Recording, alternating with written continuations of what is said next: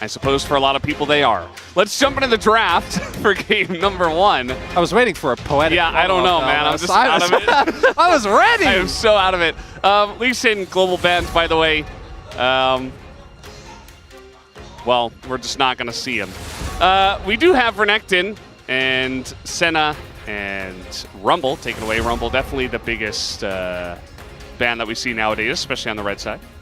As we are, again, trending towards Corki Tristana, it's one more patch cycle. They are on the chopping block for the next patch. Hopefully that will be enough. I don't think that this time around it's going to be a thing, as the respect ban towards the Renekton I really appreciate from T1 here. The Lord will still be given his due respect. Tristana, in my opinion, definitely the standout between the two picks. So I imagine that's what T1 wants to go toward. Also doesn't really lock you into anything specifically, and we'll see what Pool Bay is going to bring out here. Was most known for his aggressive playstyle in Challengers.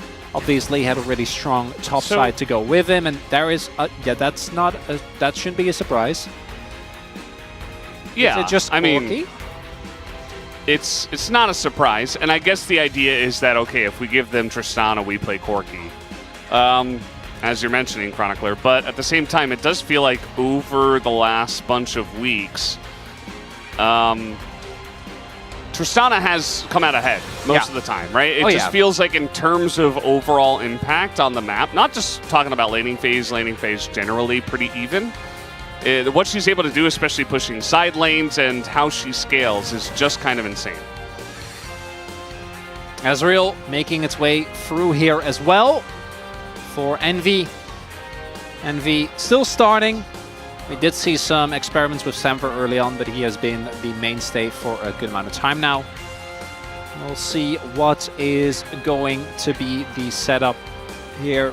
Imagine that T1 don't feel too pressured to pick up an AD carry for Guma here. They can, obviously, but he plays a whole lot of champions. One of the saving graces of this patch is that Skarner has in fact been... He's been hit. He's been hit pretty hard, which I think is great. The unfortunate thing is that Cassandra is still there, so now he's just riding alone in top lane, outside of the Rumble, which obviously has already been taken away. Yeah, I think that Cassante, because of that, is in a really awesome spot, as we are going to be seeing the Zyra in the jungle here for Young Jay. Now, Oner has picked Nidalee into Zyra multiple times, did it at EWC as well. I think that it's got a good matchup. You can put on a lot of pressure in the jungle, not allow the Zyra to go kind of insane with her farm speed, and it just feels like kind of a very controlling jungle pick, especially when you're facing that Zyra. So, you know, I get that they want that AP jungler, one of the top ones, but I think that Oner could have a fun time in this jungle matchup. It does work well with the draft that Brianna has, where you can lean into more of a poke style, and it makes it hard for the enemies to engage due to the Zyra existing. That is a poke style as Brion, I think, is unfortunately not something that I think right now they're going to be capable of pulling off consistently. Would love to just see a tank top laner, right? Just pick something beefy up. I think Poppy is a great example. You could obviously still theoretically flex this towards Paulo, but I don't think that's going to be the case. Poppy is a consistent front, as we do see the Caitlyn Braum come back again. Was something that the Caitlyn for Guma should not be a surprise, and the Braum, as already mentioned in pre-show, has really risen in priority with how insanely prevalent these engage reports have been. I'm wondering if they just want to go for Karma here, which, when it comes to the execution, is a bit rough, but it should provide you a good amount of shove. It goes well together with the Ezreal, because my problem with this is that it just doesn't feel like playing an engage report into something like the Braum Caitlyn is really going to go very well. Yeah. Unless you find like a really solid early all-in, but I just don't think realistically that's something that you can consistently hit. And the Karma, I think, would have tied the composition nicely together. Obviously, your engage would be really subpar, but I think for Brion, what they saw is we need something simple. Engage reports fit into that bill. I'm worried, though. I think this is a draft that is very hard to execute, and I think T1 got basically everything that they'd want, realistically, outside of having Engage, which is T1. They're just gonna They gotta find a way to start fights nonetheless, and they have the Nidalee for poke as well. Yeah, it's pretty interesting nowadays, just with all of the A carries and kind of frontliners that don't provide engage, but provide a lot of defense for your kind of squishy core. It does feel like we are seeing a little bit less engage in some of these drafts week by week. So, you know, the K'Sante as well can kind of just, you know, put himself in there, force fights by being very annoying and getting on top of people.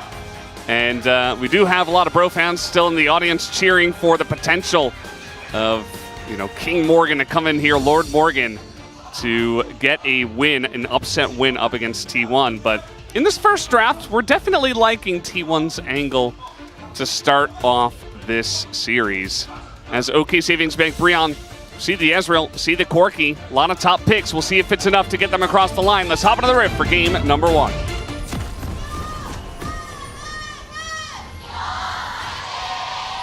소환사의 협곡에 오신 것을 환영합니다.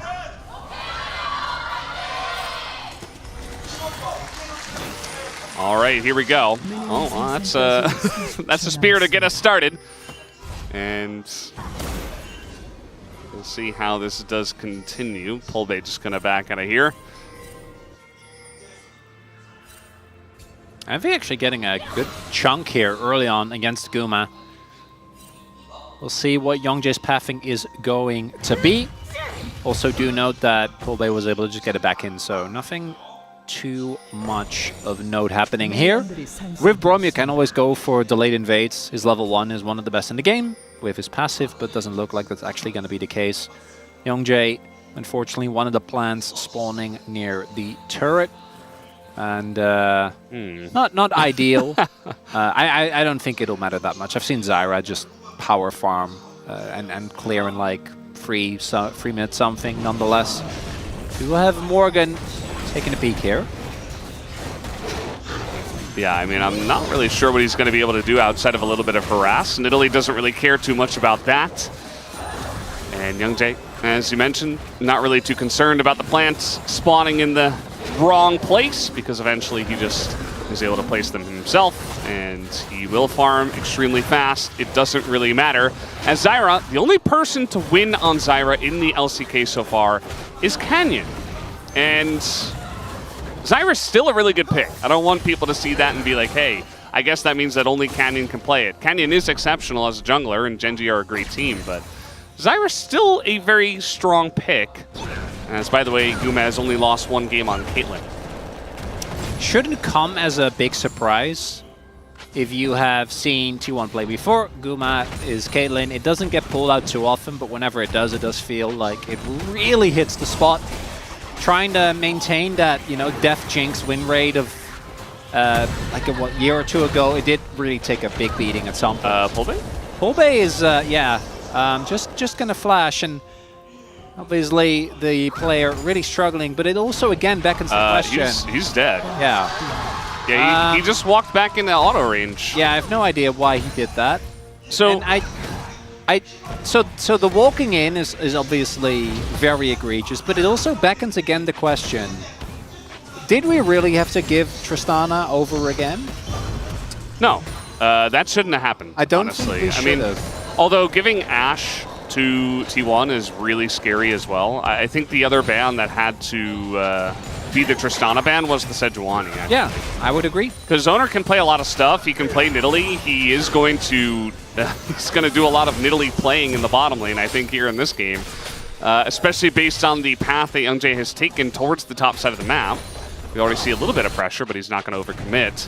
So here we go again. Polbay going to lose the trade in a huge way. And the thing about Polbay is that he's a great player, but I think he really struggles with nerves. And here in this first game, I think we're seeing a little bit of that already. I remember I was actually doing the Challengers co-stream for Bro, and he had like this huge pop-off performance in 2 games actually, and he went into the interview and he was just so nervous. He didn't really say much, right? But we know he's exceptional as a player. So I do wonder if some of those nerve issues can affect some of his gameplay, especially up against a guy like Faker. I think it's obvious, right? Like, I think the initial trade and the flash is fine. Walking back in, that's something that that shouldn't happen. Youngjae, this is the the core issue, I think, as to why we see so many Zyra struggle is like once you start falling behind. Youngjae's going to take a huge amount of damage. He steps on a trap, so the extended range for the Nidalee goes in, and Oner and Faker just bullying Youngjae in between turrets. Might be able to do something here. Well, Paulo's going to miss his stun, and now he's in a lot of trouble. The Ignite comes down, and they get pushed away as Keria is able to push past the turret himself. And already this game is off the rails, Chronicler. Yeah, T1 with a lead is not a very fun and interactive experience to play into. Unfortunately, it's 1.5K at 5 minutes. VODS. Yeah. This wave is going to get lost. Well, Youngjae isn't really going to be allowed to play the game. Yeah, I mean, bro, they're in a spot where yes, they had a week off, they had time to iterate and stuff, but generally that doesn't help nearly as much as going to an international tournament and downloading all the newest data from all the best teams around the world, you know? And I feel like some of those drafts that we saw in EWC look a lot like this one from T1, and they're already... Oh, Youngjae, yeah. Unfortunately, the moment you get hit by that spear, that's just the end of it. Did he get hit by the spear? I think. Kind of looked like he stepped on the trap nearby, but maybe not. Yeah, I'm not 100% sure. Maybe just a weird hitbox and it was the spear.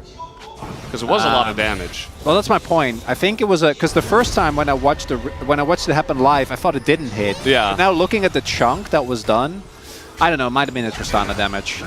It doesn't really matter, right? The moment that Faker shows up there, you should have an inkling that Oner is going to be nearby as well.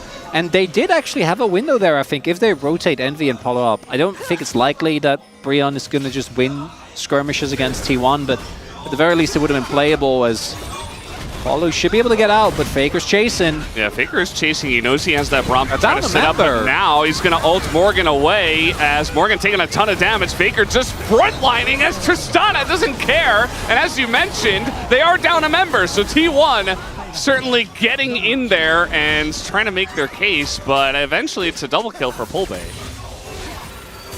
I gotta say, Morgan actually with a great roam there. The reason why that play works is just because they're up a good amount of people. Really digs Pulbay out of the hole that he was in as well. Like, these kills are really, really big because otherwise the lane would have been, like, truly completely unplayable. It's still not in a good spot, don't get me wrong. Faker is still up a kill, which kind of offsets the CS lead. Faker also is sitting on a call, so I don't think the 1v1's going to look a lot better, but it does mean Pulbay at least is relevant. And that's the T1 we were talking about. Down a member, and they're like, we can out-hands it. It's fine, we can make it work. And to be fair, like it's a one for two trade in the grand scheme of things. That's still not too bad. They are really playing as aggressive as humanly possible. Yeah.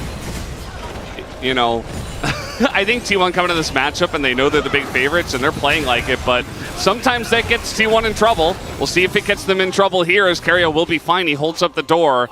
As Oner, he's level 6. He's putting on a lot of pressure just by himself. As yes, the engage came in, but the follow-up was not quite there for Bro. Meanwhile, we have this 1v1 in the bot lane, which Guma is absolutely stomping. We hadn't really talked about this yet because there was a lot more pressing matters on the map. Yeah, Guma is up a large amount of gold. Like a large amount of gold. And I don't How large, Crown? Yeah, well, very large, Valdez. Caught me off guard at the very least. And I think that as long as Envy is in that isolated 1v1 and Keria is just roaming around the map, you're gonna look to simultaneously get your own jungler ahead. Uh-oh. As, yeah, that's... Oh, he got it! He actually got it, but he's also going to get his death here. You're not getting away from this Nidalee that has flash, as the root does come in. And no! Not the disengage cone, please! It's a disengage cone. Oh, despair! Oh, no, he's going to get away. Why is that cone there? Just to save his life for no reason. Shouldn't exist. Well, it was a nice play from Oner anyway. To the dismay of Brendan Valdez, Youngjae makes it out. As a jungler, I'm like, oh god, he didn't get killed by Nidalee. I'm not too sad. I think Youngjae is struggling enough as is. But he still got the rep buff, you know? Oner flashed, which I think Oner's play was great there. Obviously just shy of lacking the damage. Actually, if he got the rep buff, that might have been enough to be able to get the kill with the extra debuff and the fact that Youngjae wouldn't be healing. So do take a look at the CS per minute here. That's the one thing that Morgan did have to give up. I think with that roam did fall about a wave behind. has to enable the rest of his team. But the game state really isn't that bad. That doesn't mean that much, but it's nice. It's not good, but it's not that bad. It's not that bad, Val. Could be worse. And that's a win for Brion. Yeah. Because the 1.5K that they were behind at 5 minutes, that's still kind of the same. That's where we're at. It hasn't gotten worse, and I think that's a win. It is. It actually is. You know, jokes aside, I think that T1 have really been trying hard to continue with their lead and put on as much pressure as possible. But at the end of the day, Bro have been able to stabilize a little bit, and, you know, they're still behind, but they're not getting farther behind, which is really the main key thing here. I think that double kill over to Pulbay is going to be extremely helpful for keeping them at least in parity with what Faker might be able to do. But we do know what Tristana can do anyway. As Guma, meanwhile, up 24 CS, is still by himself down on the bottom side. As Faker just going to jump away from that one. I feel like the zoom in is like Jonas Strong expecting Faker to jump in. Because sometimes like, he just does that. Like flash ult, Pulbay. Yeah. I wouldn't have surprised me, especially with how Faker has played with Tristana. Really, even going back to like MSI, there was a lot of Faker just being like, no, I'd win. And then he doesn't, but he just keeps going for it. Just keeps going in. As Morgan, this is Poppy, notoriously hard to dive, but I do think that they have the tools. He does have his ult. He is going to knock the Nidalee away, and that should be enough. Well, he's still going to lose the turret. Yeah. So it's something. They got grubs. 5 grubs. Not bad. This is going to deny it from Tristana, which I feel like is the biggest thing. But at the end of the day, now they're trying to dive onto Zeus, even a TP, and there's 4 people here against Cassante. Surely they just kill him, right? As a lot of damage is going into Youngjae and Paulo, and now Oner is here. Zeus still alive, as the damage will eventually take him down, but Oner is just feasting on the members of Bro that are behind this turret. As Faker is here as well, a jump over the top. Faker looking for another kill as an ult goes into the Poppy, and now Faker's jumping in again. And Envy here by himself has to flash away. Very nice ult himself, nearly takes off Faker's head, but is not going to be able to. At least he gets away alive. Meanwhile, Guma continues playing League of Legends. He's actually playing Swarm, the new game mode where you just PvE. Very interesting stuff here from Guma. That was a bit of... I know that they ended up getting the kill, but that was a bit of a disaster of a dive, unfortunately, for Brion. What are you doing? It's fine. He's Braum. He doesn't care. I guess he's holding the wave. Yeah, that makes sense. And Pulbay thinks he can kill him. That's not going to happen, so he's just going to flash away. It's fine. He is Valkyrie. Yeah. So that top dive was... They weren't able to actually chain the CC, which is hard against the Cassante, to be fair. When we take another look, Zeus actually lived for so much longer, and reinforcements are very much on the way. So he doesn't get hit by the root. Then Morgan knocks him into the wall, but also knocks him out of the Zyra ult. And then as a result, Morgan takes like 2 extra turret shots, and it ends up being a bit of a dust. This was really cute from Faker here, jumping over already, knowing that he would get the reset, and then having the extra damage available. This was really nicely done by Envy, actually, getting the pre-buffer before he flashed, meaning that if he did just a little bit more gold, that could have been good as there. Look at this. This is a Tristana with flash. No buster shot, though. Could be a moment. All right, there's the flash. Nicely done, and the hop is going to be canceled. Faker, he's just pushing forward. He knows he's dead, but trying to take out Envy here might be able to. The flash forward, and he will be punished for that. As down he will go. Plate's still up, by the way, as Guma collects another one in the mid lane. I can't believe they're still up. It feels like this is one of those games where Plate should have gone down a while back. And Guma just continuing to PvE. Oh, no. He's dead. Yeah, he's dead. Just gets stunned by Braum. Doesn't respect the Braum. You have to respect that stun coming through. The second that goes down, a trap right under you, and you're not getting away. So Pulbay's dead. Once again. Mid lane turret's going to fall as well. I think Guma's goal was to get as many plates as possible. Maybe he watched Games Done Quick, you know, last week. He's trying to get the speed running. It's on replay now, by the way. Yeah, he's done it. What's going on here? He's just going to kill the Ezreal, as there was so much damage done to him by Guma that Zeus was like, yeah, I guess I just kill him. You know what's the word? Look at that! Yeah. The worst part for me about this is that even with everything that's happened in this game, I feel like T1 is legitimately just looking at us like, guys, come on, I wanna get through this. We gotta get those turrets down as soon as we can. It's a day at work. It really is. Than, They're playing with reckless abandon. Here, Faker trying to get the flash in to get that final order, which I don't even think would have been enough. But it's, as we said, Faker just going very ham. And here, Pool Bay, just the moment you get stunned, even without Nidalee Trap, I'm pretty sure he would have ended up dying. But or without the Nidalee Spear, rather, after the trap comes through. Yeah. They're just... Breon just can't do anything. It just feels so futile. Yeah. VODS, they're 8k down. There's not a lot of finesse in this game either. I feel like T1, you know, they're not using the scalpel in this one. They're using the giant sledgehammer.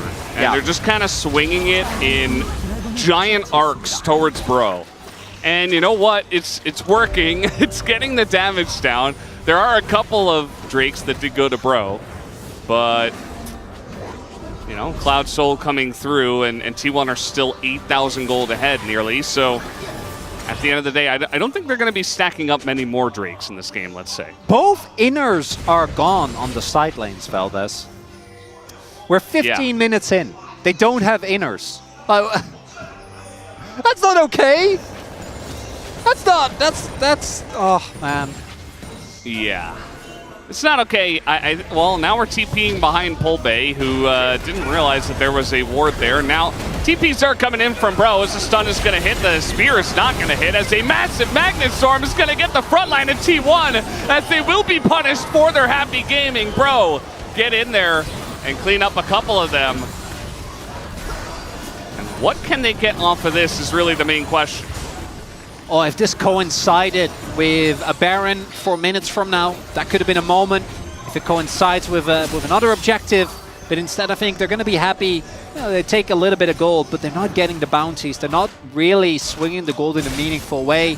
Just getting a couple of kills. Nicely done by Breon to get the reinforcement squad at the ready for Pool Bay, who looks like he has overstepped.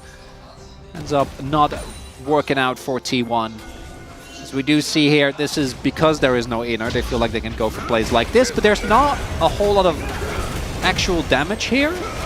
The spear from Oner doesn't actually hit. Nice cancel, like on the pullback there from Zeus, but they didn't have anyone that actually did a lot of damage. So Pool Bay makes it out. Nice reinforcements there from the rest of the team. Will it matter though? Is generally the overarching question.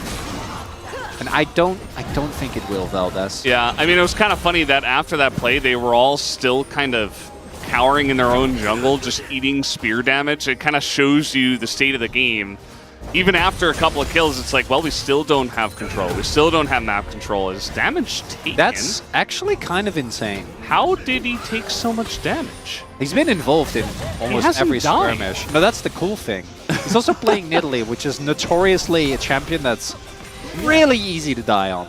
Really easy to die on, very slippery, can avoid a lot of damage, and yet Oner finds a way to take the maximum amount of damage. Actually, my favorite part of that graph was Gumayusi being lost, because he just hasn't interacted with people.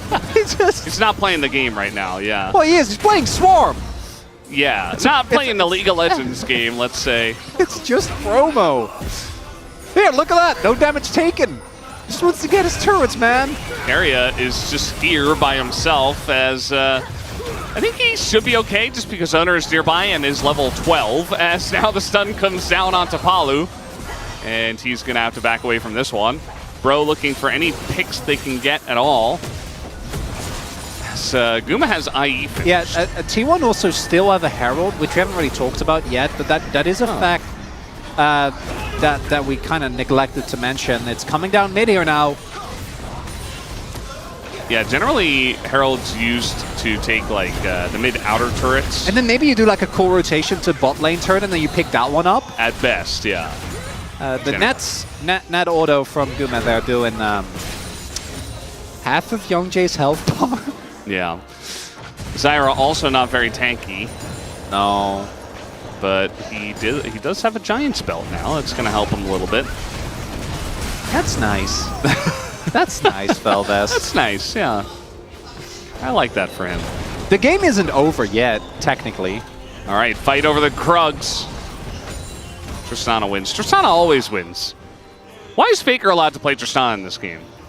We don't. We're not supposed. Why is he playing Tristana? We're not supposed to have the answers to these questions, VODS. Maybe they saw the Yasuo and they're like, you know what? Maybe it's better that he just plays Tristana and not something else.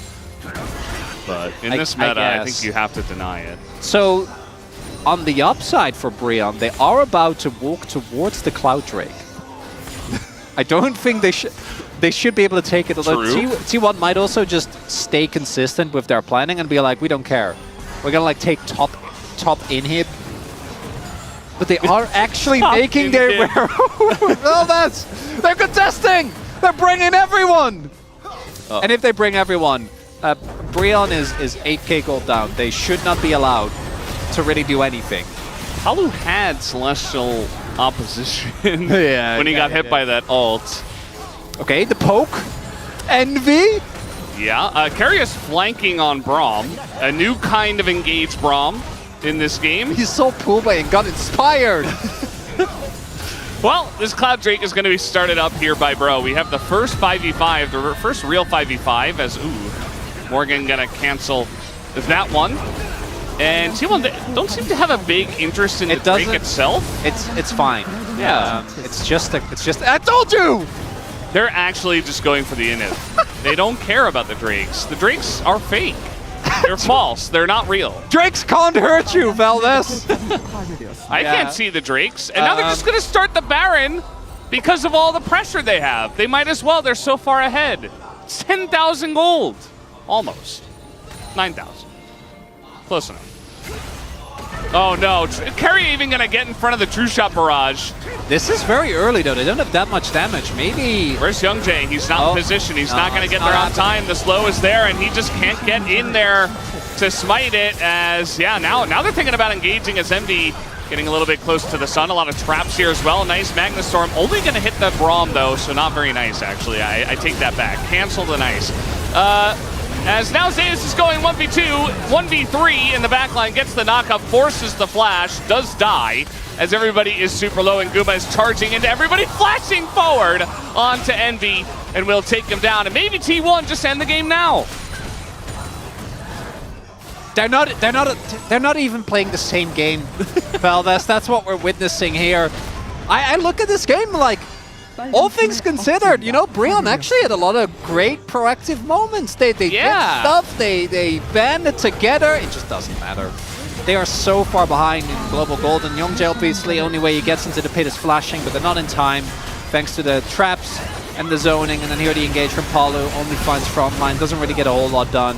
They gotta try something when all turrets are still standing at this point in time, and Zeus gives them a freebie, setting up for Guma, but I think this Nexus should drop.